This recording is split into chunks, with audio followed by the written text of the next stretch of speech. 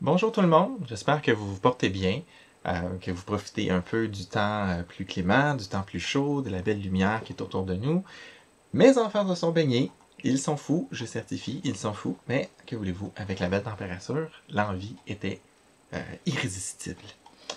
Aujourd'hui, j'aimerais vous parler d'un concept assez simple et assez compliqué à la fois, c'est-à-dire la vérité. Je sais que nous sommes dans un monde postmoderne où le relativisme moral est partout, mais il reste qu'il est quand même possible de parler de choses simples, simplement, comme la vérité. Prenons par exemple un cylindre, un objet simple. L'objet est là devant nous. Maintenant, on peut se mettre à différents endroits pour regarder le cylindre. Dépendamment de où on va se mettre, quelqu'un pourrait voir un cercle ou un rectangle, dépendamment comment ils sont placés. Et on peut dire que ce sont deux points de vue vrais sur notre objet. Maintenant, même si les deux points de vue sont vrais, on ne peut pas dire que ni un ni l'autre correspond pleinement à la vérité. Ils sont vrais, mais ils ne sont pas pleinement la vérité. C'est vrai que ça devient des fois un peu mélangeant. Dépendamment le point où vous allez être, vous allez avoir une image différente de la vérité. Chose dont on peut être certain, car on connaît la vérité dans ce cas-ci, c'est un cylindre, on sait que si quelqu'un se place en quelque part et dit « Je vois un triangle », et ça, c'est faux. Ça n'a pas le choix d'être faux. C'est pas possible de se placer d'une certaine façon pour observer un cylindre et voir un triangle. Bon, c'est facile de parler d'un cylindre. On considère que le cylindre est la vérité, puis on parle de la vérité en parlant d'un cylindre. Mais vous et moi, vous savez que dans la vraie vie, n'est-ce pas? La vraie vie, c'est pas aussi facile. Personne ne peut faire le tour de toute la réalité qui est autour de nous pour l'observer sur tous les points de vue, pour pouvoir ainsi accéder à la vérité. On peut tous chercher à l'observer, nous l'observons tous, la vérité, la réalité qui est autour de nous, on l'observe tous, et on peut échanger nos points de vue, on peut échanger nos observations sur la réalité, sur la vérité, et ainsi obtenir un modèle un peu plus sophistiqué, un peu plus juste. D'ailleurs, grâce à notre capacité de langage, c'est comme ça qu'on peut le faire. On l'a parlé dans la dernière capsule. Alors, grâce au langage, grâce à l'invention de l'écriture qui est arrivée, grâce à l'invention de l'imprimerie, on est aussi capable de parler, de dialoguer, ou d'échanger nos points de vue sur la réalité, nos images, nos perceptions de la réalité, de la vérité, avec des gens qui nous ont précédés de plusieurs milliers d'années. Et en faisant ça, on a, au travers les âges, une vision de plus en plus affinée, peut-être, de ce qu'est la vérité. Ça fait partie de la grâce que Dieu donne aux hommes pour alléger ou pour remédier un peu aux conséquences de la chute. La science, l'art, la littérature, la foi sont autant de domaines qui nous donnent des informations sur ce qui est autour de nous et qui nous donnent d'avoir une vue un peu plus complète sur le monde, pour autant qu'on est prêt à l'accepter.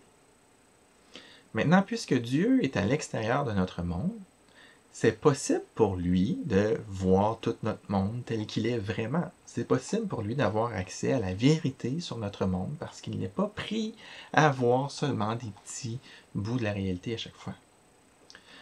Mais maintenant, dans sa parole, Dieu nous révèle quelque chose de merveilleux.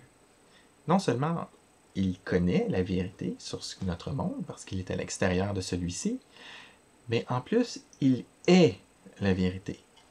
Le début de Jean 14, Jésus dit « C'est moi qui suis le chemin, la vérité et la vie ». C'est pour cela que les paroles de Jésus, que la parole de Dieu, que la Bible est si précieuse, car elle contient une vérité qui est éternelle, une vérité qui ne changera jamais et qui en même temps peut s'adresser à tous les hommes de tous les âges de façon pertinente. Vous imaginez les gens qui avaient accès à l'écriture il y a 1000 ans, avaient accès au même texte que nous avons aujourd'hui, et ça leur parlait à eux. Puis si le Seigneur tarde encore 1000 ans avant de revenir, les gens dans le futur vont pouvoir puiser dans la parole de Dieu la vérité, comme nous aujourd'hui. c'est capital, c'est critique, c'est vital. Choisissez votre mot. C'est vraiment, vraiment, vraiment important que nous, les chrétiens, soyons des gens qui cherchons à être des gens de vérité. Que ce qui sort de notre bouche soit juste, soit mesuré. Et ce n'est pas toujours facile. Parfois on est émotif, parfois on a un parti pris, et ça devient difficile de faire en sorte que ce que l'on dit soit juste et vrai. Mais on doit aussi faire attention, lorsqu'on écoute les gens qui nous parlent, de chercher à discerner qu'est-ce qui est vrai là-dedans. C'est pas un petit avertissement. Voici ce que la parole de Dieu nous dit dans Éphésiens au chapitre 5. Que personne ne vous trompe par des paroles sans fondement, car c'est pour cela que la colère de Dieu vient sur les hommes rebelles. Rien de moins. N'ayez donc aucune part avec eux. Car si autrefois vous étiez ténèbres, maintenant vous êtes lumière dans le Seigneur. Conduisez-vous comme des enfants de lumière. Le fruit de l'esprit consiste en effet en toute forme de bonté, de justice et de vérité. Discernez ce qui est agréable au Seigneur et ne participez pas aux œuvres stériles des ténèbres, mais démasquez-les plutôt.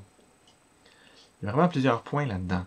Le premier, c'est un appel à être comme notre Père Céleste, à être lumière, à être des enfants de lumière. Vous reconnaissez, ceux de l'Église du Lac-Saint-Louis, notre énoncé de vision, vivre en enfant de lumière pour être un repère dans les ténèbres.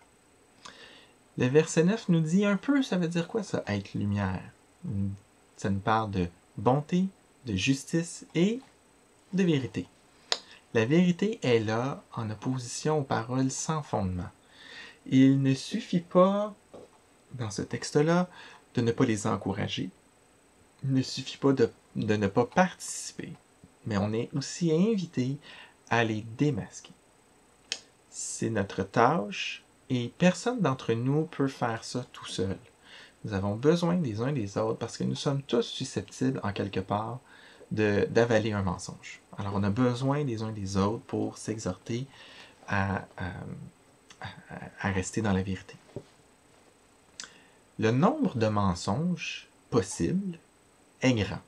J'aurais tendance à dire infini, je ne peux pas vraiment le prouver, mais c'est possible d'inventer beaucoup, beaucoup de mensonges.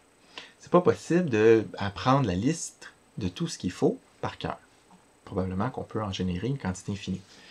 Il y a des moyens qui nous permettent de déceler les discours mensongers. Et Dieu voulant, dans la prochaine capsule, j'aimerais ça vous en apporter quelques-uns. Mais je vais vous donner au moins un moyen par excellence maintenant, c'est celui de s'attacher à la vérité. On s'attache à ce qui est vrai, et lorsqu'on est attaché à ce qui est vrai, c'est plus facile de distinguer ce qui est faux. Maintenant vient le bout difficile. C'est que la vérité est exclusive. Pensez-y 2 secondes. Il y a la vérité, et par définition, tout ce qui est à l'extérieur de la vérité, c'est du mensonge. Qu'est-ce qui arrive lorsque la vérité ne plaît pas? C'est ça le défi. Lorsque la vérité ne plaît pas, lorsqu'elle n'est pas flatteuse, disons, eh bien la vérité divise. Il va y avoir ceux qui vont s'attacher à la vérité, et il va y avoir ceux qui vont choisir le mensonge. Mais c'est pas possible d'être à la fois dans le mensonge et dans la vérité.